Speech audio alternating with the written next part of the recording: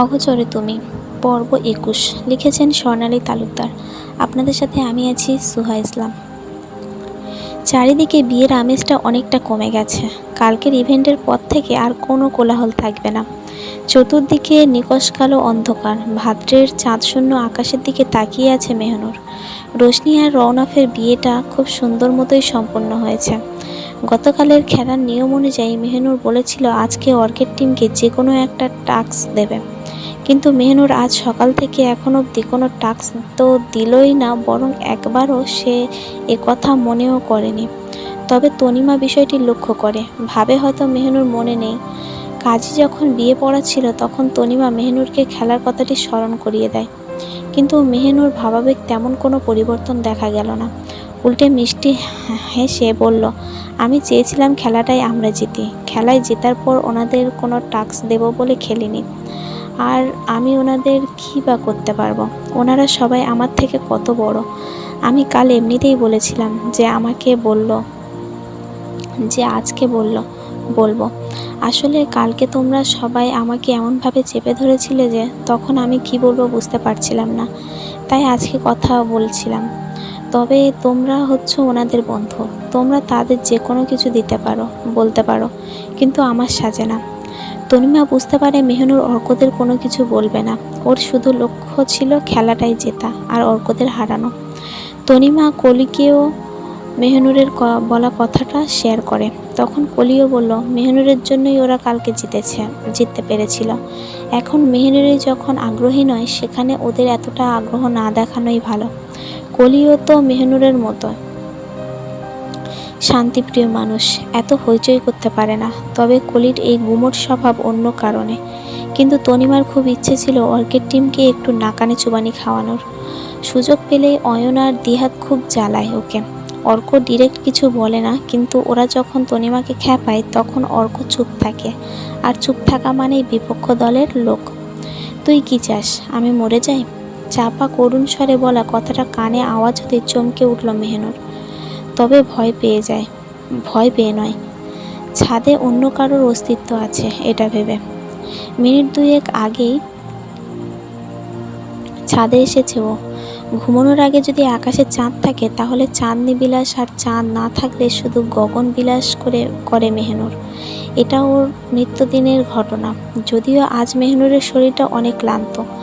একবার ভেবেছিল শুয়ে পড়বে, তাও অভ্যাসটাকে প্রশ্রয় দিয়ে আজও ছাদে এসেছে। এই অভ্যাসে ভীষণভাবে আসক্ত। নিশুতি পাখির মতো রাতের আঁধারে ডুবে থাকতে মন চায় ওর। চাঁদ তারাকে সঙ্গে নিয়ে রাতের আকাশ দেখা, তার রাতের খেলা, আকাশের নিচে ফাঁকা রাস্তায় হাঁটা ওর প্রিয় কাজগুলোর মধ্যে দুটি। মেহনুর চোখ বন্ধ করে কিছুক্ষণ, আগের মুহূর্তে ফিরে গেল। তুই কি চাস, আমি মরে যাই? পরিষ্কার গলায় বলা কথাটা কোনো পুরুষ মানুষের। বল কি চাস? মুখে হাসি ফুটিয়ে চটজলদি চোখ খুলল মেহনুর। সত্যিই ছাদে কেউ আছে। পরিষ্কার কণ্ঠটা আবার শুনতে পেয়েছে ও। হয়তো তারা দুজন আছে এখানে, নয়তো কেউ একজন কারোর সাথে ফোনে কথা বলছে। মেহনুর এদিক সেদিক চোখ বুলালো, কিন্তু এত অন্ধকারে দৃষ্টি কোথাও স্থির করতে পারছে না। মেহনুর ছাদে আসলে কখনো ছাদের লাইট দেয় না। কৃত্রিম আলো প্রখরতায় আকাশের আসল সৌন্দর্য উপভোগ করা যায় না। তাই মেহনুর ছাদের লাইট দেয়নি। ঘর থেকে আসার সময় ফোনটাও সাথে নিয়ে বের হয়নি। ফোনটার সাথে থাকলে হয়তো প্রাণের অস্তিত্বের অনুসন্ধান করতে সহজ হতো। মেহনুর শুনেছে অন্ধকারের ঘ্রাণ শক্তি তার শ্রবণ শক্তি নাকি প্রখর হয়। এই মুহূর্তে মেহনুরের ঘ্রাণ শক্তির প্রখর হওয়ার দরকার নেই, শুধু শ্রবণ শক্তিটা একটু কাজ করলেই হলো। মেহনুর শূন্যে তীক্ষ্ণ দৃষ্টি স্থির রেখে কান খাড়া করল। কারোর ফুঁপিয়ে ফুঁপিয়ে কান্না করার স্পষ্ট আওয়াজ মেহনুরের কানে এসে বাড়ি খেল। কান্নার শব্দ অনুসরণ করে পা টিপে টিপে এগোয় ছাদের দক্ষিণ পশ্চিম কোণ বরাবর। শব্দটা ক্ষীণ হয়ে যায়, অর্থাৎ ও ভুল দিকে যাচ্ছে। মেহনুর পিছিয়ে যায় কয়েক কদম। এবার এগোয় সোজা পূব দিকে। ছাদের এই পূব দিকটায় মেহনুর তখন আর খুব একটা আসে না। পাশেই তো অর্কের ব্যালকনি, তারপরে রুম। ওই দিনের পর থেকে ছাদের পশ্চিম দিকটায় একমাত্র জায়গা নিয়ে নিয়েছে মেহনুর। মেহরাব সাহেব মেয়েকে একটা দোলনাও বানিয়ে দিয়েছে ওখানে। মেহনুরদের দক্ষিণমুখী বাড়িটায় মাঝখানে ছাদের সিঁড়ি। মেহনুর ডানে বামে না তাকিয়ে সিঁড়ি বেয়ে সোজা ছাদের পশ্চিম দিকেই চলে যায়। তখন খেয়াল করেনি ছাদে আরও কেউ আছে। মেহনুর সর্পিল গতিতে এগোচ্ছে। সামনে দুটো ছায়া দেখা যাচ্ছে। ছায়া অবয়ব বলে দিচ্ছে একজন ছেলে অপরজন মেয়ে। তবে মেহনুর ঠিক চিনতে পারছে না কে বা কারা আছে এখানে। মেহনুর দাঁড়িয়ে যায় তাদের কণ্ঠস্বর আরেকটু খেয়াল করে শোনার জন্য, যদি চিনতে পারে। দেখ কলি, একদম কাঁদবি না। 10 মিনিট ধরে দেখছি শুধু কেঁদেই যাচ্ছিস। আরে ইয়ার কিছু তো বল, বল তুই কি চাস? মরে যাব আমি? মেহনুরের তীক্ষ্ণ দৃষ্টি এবার স্বাভাবিক হয়ে আসে। ওর স্পষ্ট শুনতে পাওয়া পুরুষালী কণ্ঠ দিহানের। তার বিপরীতে মাথা নিচু করে দাঁড়িয়ে থাকা মেয়েটি কলি। পরপরেই শুনতে পেল কলির করুণ কণ্ঠস্বর। আমি অনাথ একটা মেয়ে। শুনেছি বাবা মা ভালোবাসে পালিয়ে বিয়ে করেছিলেন। দুজনের পরিবার থেকে কেউ তাদেরকে মেনে নেয়নি। বাবা মায়ের একজন কমন ফ্রেন্ড ছিলেন। তার মাধ্যমে চুড়ি ভাতির সংসার পাতেই অচেনা শহরে এসে বাবা একটা প্রাইভেট জব করতে শুরু করেন। এখানে আসার 2.5 মাস পরেই জানতে পারেন তারা বাবা মা হতে চলেছেন। বাবা মা খুব সুখী ছিলেন তাদের দাম্পত্য জীবনে। মায়ের গর্ভে আমার বয়স যখন 9 মাস, তখন বাবা মারা যায়। আমার জন্মের ঠিক 1 ঘন্টা পরেই আমাকে একা ফেলে রেখে মাও চলে যায় না ফেরার দেশে, ওনার ভালোবাসার মানুষটির কাছে। নিষ্ঠুর এই দুনিয়ায় একা রয়ে গেলাম। তখন মাহবুব আঙ্কেল, যাকে তোরা আমার বাবা বলে জানিস, উনি আমাকে তার বাড়িতে নিয়ে যান। তিনি বাবা মায়ের কমন ফ্রেন্ড ছিলেন। মাহবুব আঙ্কেল যেদিন আমাকে বাড়ি নিয়ে আসেন সেদিন আন্টি খুব রাগারাগি করেছিলেন। পরের সন্তানকে উনি কেন লালন পালন করবেন? ঠিক তো, আমাকে উনি কেন লালন পালন করতে যাবেন? যে জায়গায় আমার নিজের বাবা মাই আমাকে ফেলে রেখে চলে গেছে। অবশ্য তখন তাদের সংসারেও টানাপোড়েন। নিরুপায় হয়ে মাহবুব আঙ্কেল আমাকে রেখে আসেন একটা অনাথ আশ্রমে। প্রত্যেক দিন আমাকে দেখে আসতেন। আস্তে আস্তে যখন বুঝতে শিখি তখন মা বাবার কথা মনে করে খুব কান্নাকাটি করতাম। যখন আশ্রমের বাচ্চাদেরকে ওদের আত্মীয় স্বজনরা দেখতে আসতো তখন আমিও পথ চেয়ে বসে থাকতাম। এই বুঝি আমার মা এসেছে, ওই তো আমার বাবা আসছে। কিন্তু কেউ আসতো না। আমি তখনও জানতাম না যে আমার মা বাবা মারা গেছেন। মাহবুব আঙ্কেলও তখন যাতায়াত কমিয়ে দিয়েছেন। মাসে একবার নয়তো 15 দিনে একবার আসতেন। তারও তো ব্যস্ততা থাকতো। যখন ক্লাস 6-এ ভর্তি হতে হবে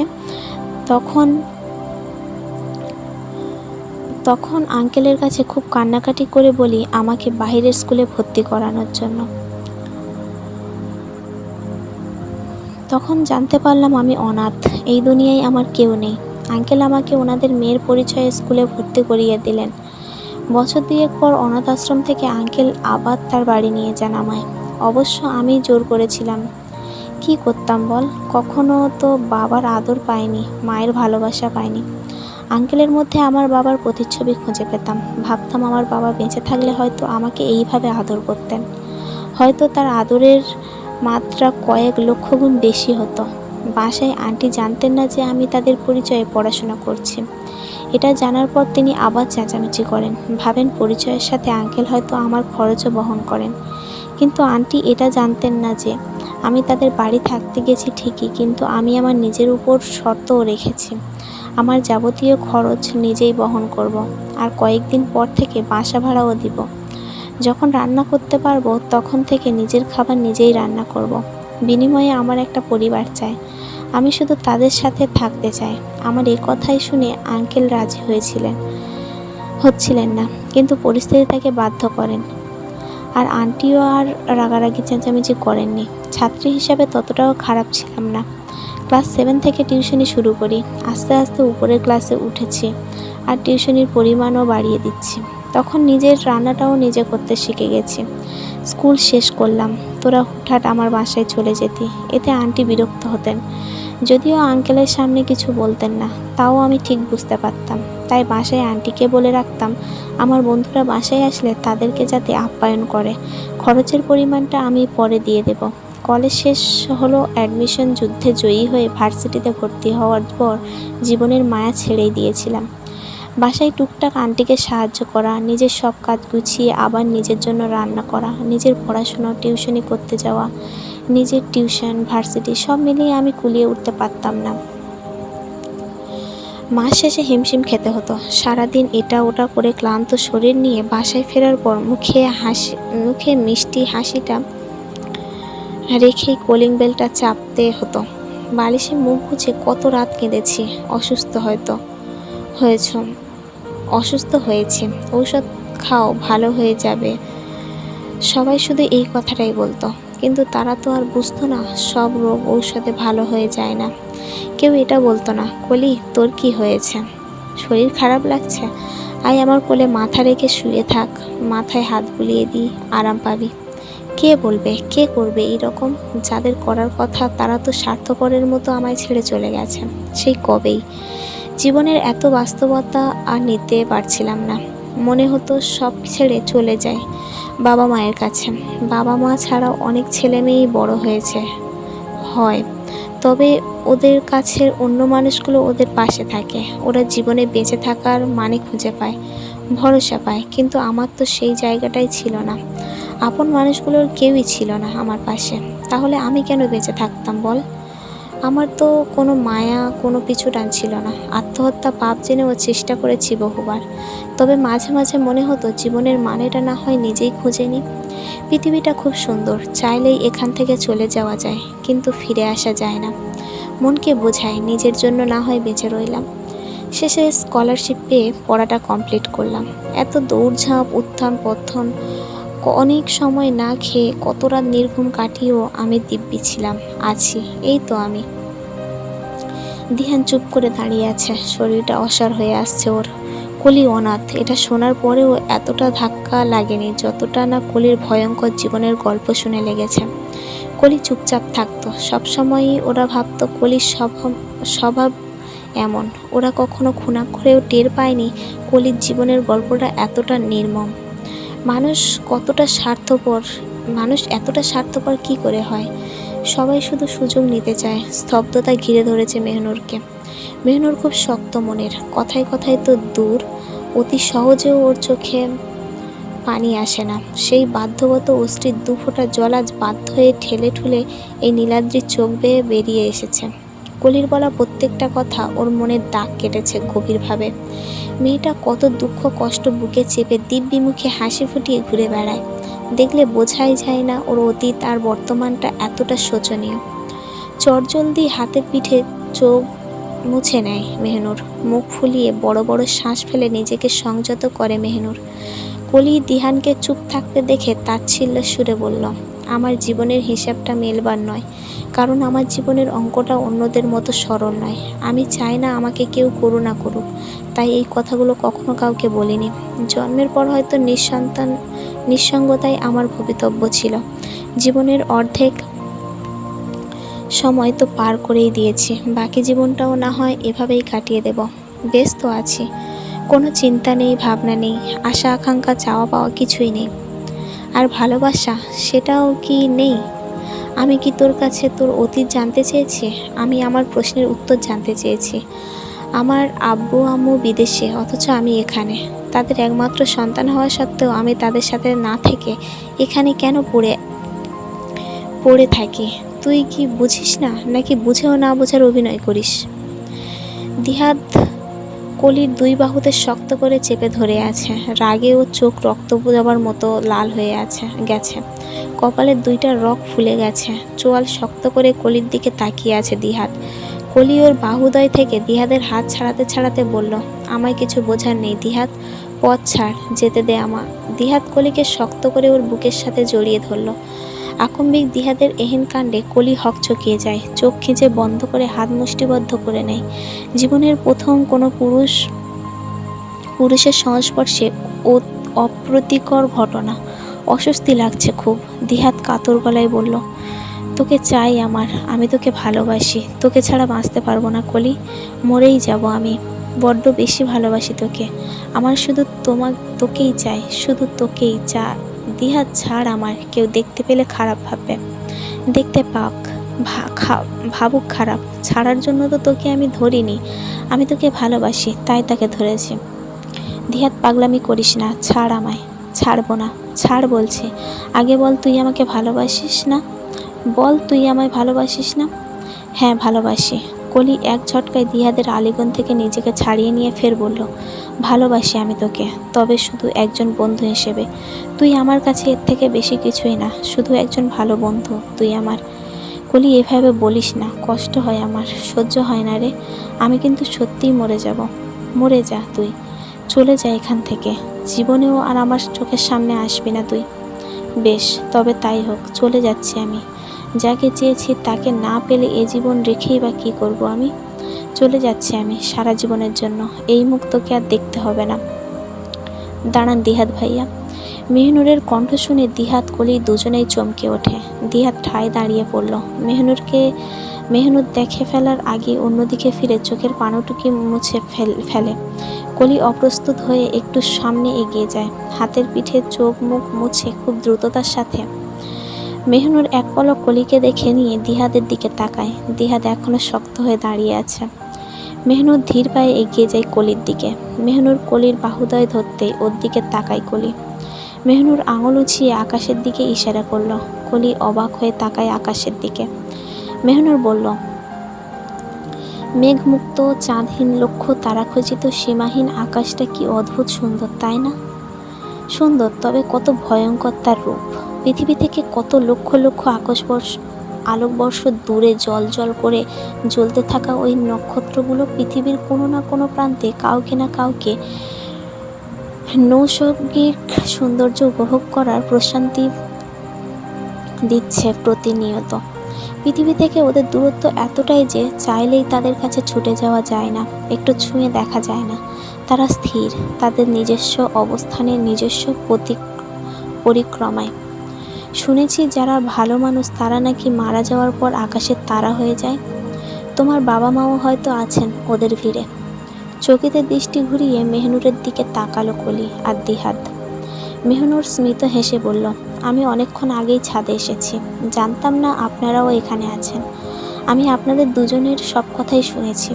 কলি দৃষ্টি সরিয়ে নেয় শূন্যে। দিহাদও তাই করল। মেহনুর কলির দুগাল ধরে বলল, কেন শুধু শুধু দিহাদ ভাইয়াকে কষ্ট দিচ্ছ আর নিজেও কষ্ট পাচ্ছ? তাকে ভালোবাসো তো নাকি? চোখ দেখে স্পষ্ট বুঝতে পারছি। আল্লাহ না করুক এখন যদি দিহাদ ভাইয়া মারা যায় না, তাহলে উনি কিন্তু আকাশের তারা হয়ে যাবেন। তখন চাইলেও তাকে আর দেখতে পাবেন না, কাছে যেতে পারবেন না, তাকে ছুঁতেও পারবেন না। দিহাদ ভাইয়া নিঃসন্দেহে একজন ভালো মানুষ। সে শুধু তোমাকে ভালোবেসে তোমাকে চায়, তুমি যেমন তেমনভাবেই তোমাকে চায়। মেহনুর, তুমি ছোট মানুষ, সব কিছু এইভাবে হয় না। হ্যাঁ, তবে তুমি আমাদের থেকে বহুগুণে বেশি জ্ঞানী, কিন্তু তুমি বাস্তবতা দেখতে চাইছো না। চালচুলোহীন একটা অনাথ মেয়েকে কেন কেউ তাদের ছেলের বউ করতে চাইবে? তাহলে স্বীকার করছো তো যে তুমিও ভালোবাসো? না, এই কথা আমি কখন বললাম? এই তো এক্ষুনি। দিহাদ ভাইয়া আঙ্কেল আন্টি জানি কোথায় থাকেন? কানাডায়। কানাডায়? কোন জায়গায়? আঙ্কেল আন্টির ফোন নম্বর দেন তো। টরন্টো শহরে। তাই? হ্যাঁ। মেহনুর গিয়ে দিহাদের কাছ থেকে ওর ফোনটা নিয়ে দিহাদের আব্বু আম্মুর ফোন নম্বরগুলো মেহনুরের ফোনে টেক্সট করে পাঠিয়ে দেয়। দিহাদ আর কলি হতভম্ব হয়ে মেহনুরের দিকে তাকিয়ে আছে। এই মেয়ে সব কী বলছে, কী করছে, কিছুই ওদের মাথায় ঢুকছে না। মেহনুর দিহাদের ফোনটা ফেরত দিয়ে আবার কলির কাছে যায়। কলির হাত ধরে সোজা ছাদ থেকে নেমে যায়। দিহাদ হা করে শুধু ওদের যাওয়ার পানে তাকিয়ে আছে। পরক্ষণেই মেহনুর আবার ফিরে আসে। সিঁড়ির কাছে থেকেই গলার স্বর উঁচু করে বলল, দিহাদ ভাইয়া, কাল সকাল 11টায় আপনার সব বন্ধুদের নিয়ে একটু কাজী অফিসে আসিয়েন তো। মেহনুরের কথায় দিহাদ অবাক হয়ে প্রশ্ন করল, কেন? কালকে একটা বিয়ে আছে। কজন সাক্ষী লাগবে? কার বিয়ে? গেলেই দেখতে পারবেন, ঠিক সকাল 11টায়। মনে থাকবে তো? হ্যাঁ। গুড, সময় মতো চলে আসবেন কিন্তু। অগোচরে তুমি পর্ব 21 আজকের জন্য এই পর্যন্ত ছিল। পরবর্তী পর্ব খুব তাড়াতাড়ি নিয়ে আসবো। ততক্ষণ আমার চ্যানেলে চোখ রাখুন এবং চ্যানেলটি সাবস্ক্রাইব করে রাখুন। সবাই ভালো থাকবেন, সুস্থ থাকবেন। আজকের জন্য বাই।